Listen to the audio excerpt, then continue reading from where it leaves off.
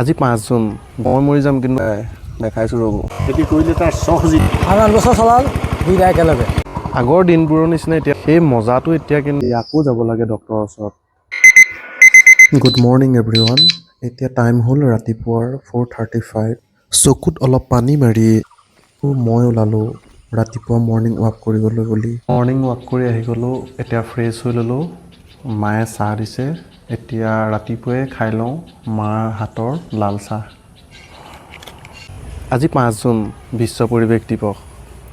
গছ আমাৰ লাইফত কিমান প্ৰয়োজন আমি ভালকৈ জানো, নহয় জানো? বাট মডাৰ্ণ লাইফৰ জাৰ্ণিত আমি নেচাৰক অলপ অৱহেলা কৰি আহিছোঁ।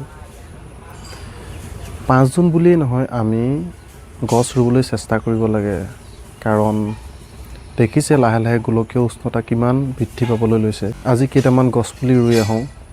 আজ এক পেৰ হৈ যায় মাঁ কে নাম পাৰ।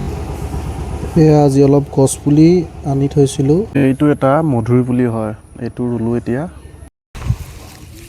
গছপুলি ৰুই থাকোঁতে কি হ'ল গম পায়, দেখাইছোঁ ৰ'ব। গছপুলি ৰুই আছিলোঁ, ৰুই থাকোঁতে এইটো ছাগলীয়ে গোটেই টকালি দিলে গছপুলি। হ'লেও ৰুই থ'ম, পাতখিনিয়ে খাইছে কিন্তু আকৌ গজি উঠিব। এইজোপা অৰ্জুন গছ হয়, বহুত বেমাৰত কামত আহে বোলে ইয়াৰ বাকলি। এই গছজোপা মই যেতিয়া মেট্ৰিক পৰীক্ষা দিছিলোঁ তেতিয়া সম্বৰ্ধনা জনাওঁতে মোক দিছিল, তেতিয়া ৰুইছিলোঁ। চব আজি কিমান ডাঙৰ হ'ল গছজোপা। গছ সাধাৰণতে 100 বছৰ জীয়াই থাকে বুলি কয়, মইতো 100 বছৰ জীয়াই নাথাকোঁ, কিন্তু গছজোপা মই মৰি যাম কিন্তু গছজোপা থাকি যাব। সেইটো কাৰণে মানুহে গছ ৰুব লাগে। এইজন চহন্দা দেই, এইজনৰ পৰাই মই মানে ট্ৰেক্টৰ চলাবলৈ শিকিছিলোঁ বুলি ক'ব পাৰি আৰু। চহন্দা, আমি এটা টাইমত কিমান ট্ৰেক্টৰ চলালোঁ বাৰু? আৰু 8 বছৰ চলাল দুইটা একেলগে। এয়া আমাৰ পাপাই চলাই আছে এতিয়া, এনেকৈ লাগি আছে আৰু। মানে কি হয়, মানে কিছুমানে ভাবিব পাৰি গৰমত কোনোবাই খেতি কৰে নেকি। এইটো নহয় যে আমি চাউল কিনি খাব নোৱাৰোঁ। পাপাই এজন মোৰ পেঞ্চনাৰ, ময়ো কিবা এটা কৰি আছোঁ। মানে খেতি কৰাটো এটা চখ হয়, মানে যিসকলে মানে খেতি কৰে মানে তেওঁলোকেহে গম পাব।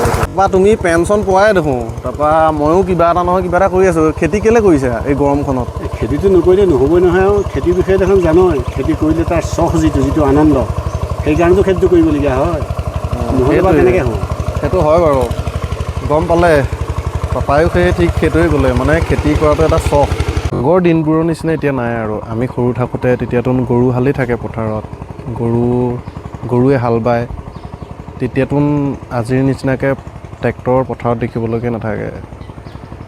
তেতিয়া পথাৰত চাহ খোৱা, জলপান খোৱা, মানে বেলেগ ঘৰে চাহ ৰান্ধিলে আমাক খাবলৈ মাতে, আমি চাহ ৰান্ধিলে তেওঁলোকক খাবলৈ মাতোঁ।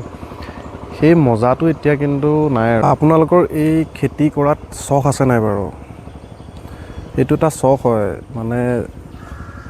মানে যি মানে পথাৰত যায় মানে তেওঁলোকেহে গম পায়। মই সেইটো মানে গম পাওঁ।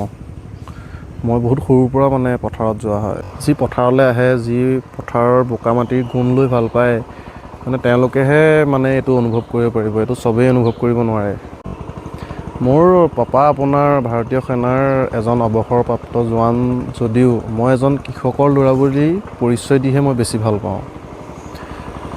লগতে ময়ো এজন অসম আৰক্ষীৰ জোৱান হয়, কিন্তু মই নিজকে এজন সৰু কৃষক বুলি পৰিচয় দিহে বেছি ভাল পাওঁ।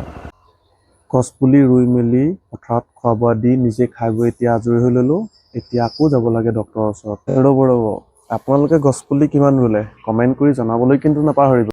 বাকী ভিডিঅ'টো ভাল লাগিলে like, comment, share and subscribe কৰি দিব বুলি আশা থাকিল। বাকী আজিলৈ বাই।